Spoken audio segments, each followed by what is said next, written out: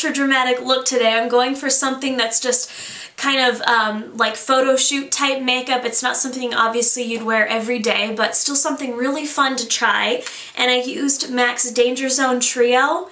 And it's that red and black with a strip of silver. I didn't use the silver today, but I used these two colors, and they're actually really vibrant. I'm really impressed with this trio. I was thinking it would just have lots of fallout or whatnot, but it's pretty good. So let me get up close so you guys can see, so you can decide if you want to try this one or not. It's really not that difficult. It does take a little time, and again, it's just something really fun to do with the red and black, and just something different. So hope you guys try it out, but if you want to figure out how to do this, keep watching. So to start off the look today, you want to put on a primer, and it really doesn't matter what kind. And I know at this point I look incredibly scary because one eye's done and one eye's completely naked, but you're going to use your 242 brush, and this is the only brush I'm going to use today besides the eyeliner brush. So I want to recommend, if you're going to do this look, this is a key brush because it's soft enough to apply a light amount of color, and it's thin enough to where you can really get a defined crease. So take that brush and a color that's close to your natural skin tone, and for me that's vanilla, and apply this all over the lid and up to the brow. And this creates a really even, smooth base to blend on.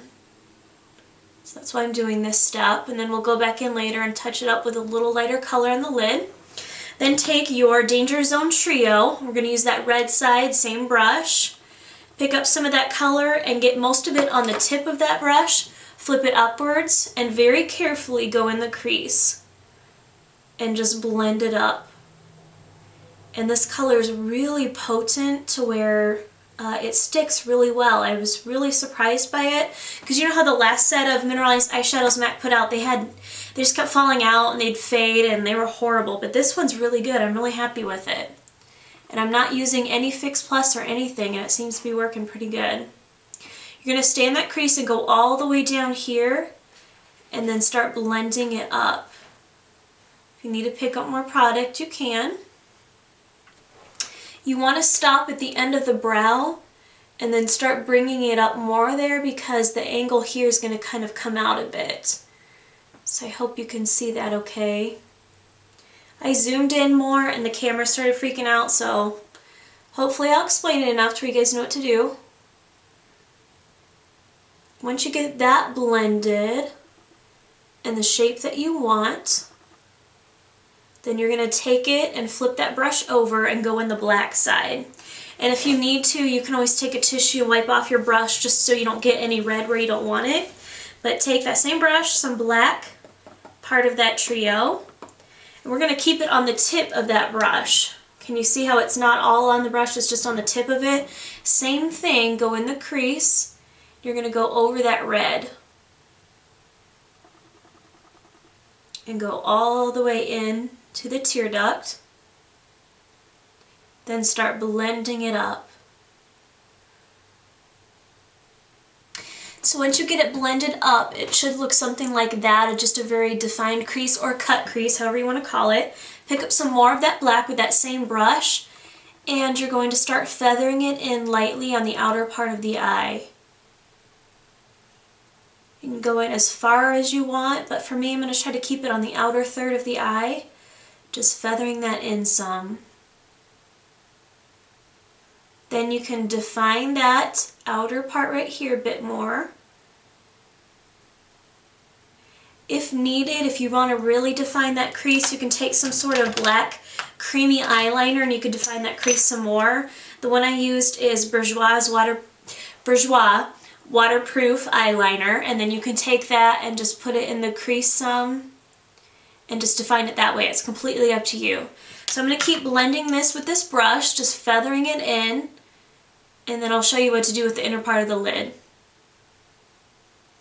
Before I go into the lid, I wanted to show you how you can also use that brush for the lower lashes. Normally I'd use a stiff pencil brush like the 219. I'm going to take that 242 and on the tip, dip it into that black, just on the very tip of that brush, and I'm going to put this under the lower lashes. Just sweep it under there. And when you get to the inner part of the eye, you're going to kind of keep a straight line. You want to keep this as straight as possible. So let me pick up some more color and show you how to do the outer part of that.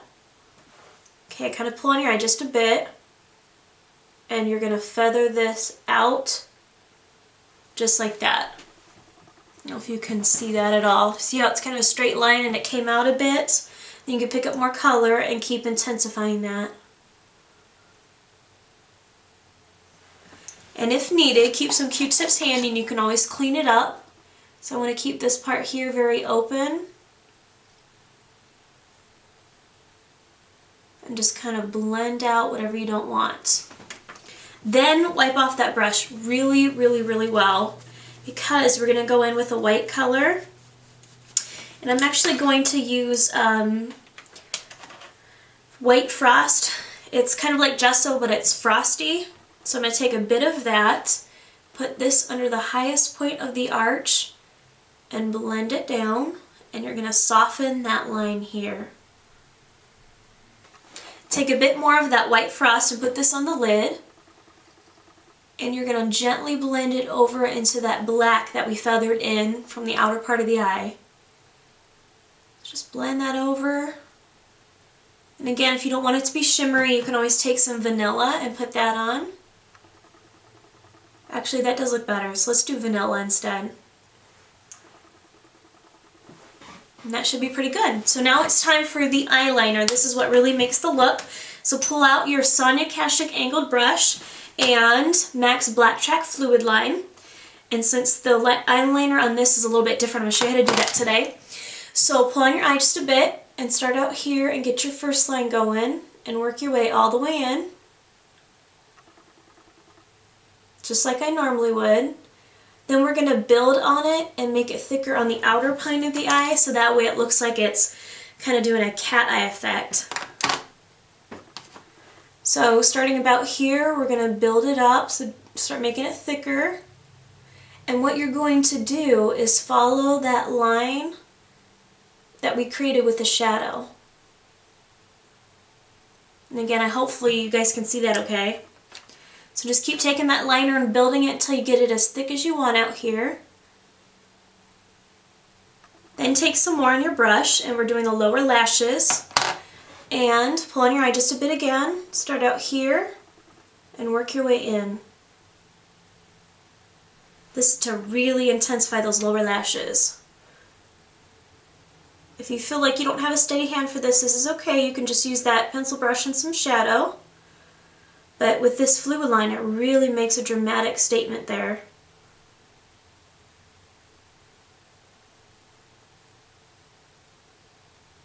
Okay, so this is what it should look like at this point. I know this looks really scary, but it's supposed to be, you know, an avant-garde, extreme look. So that's what we're going for. So I know you guys are going to say, that's not natural looking. Yeah, I know. I'm going to take a black eyeliner and line my waterline, and then I'm going to apply my false eyelashes and come back and show you the finished look.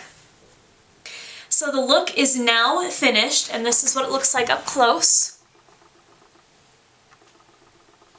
Very dramatic, I know.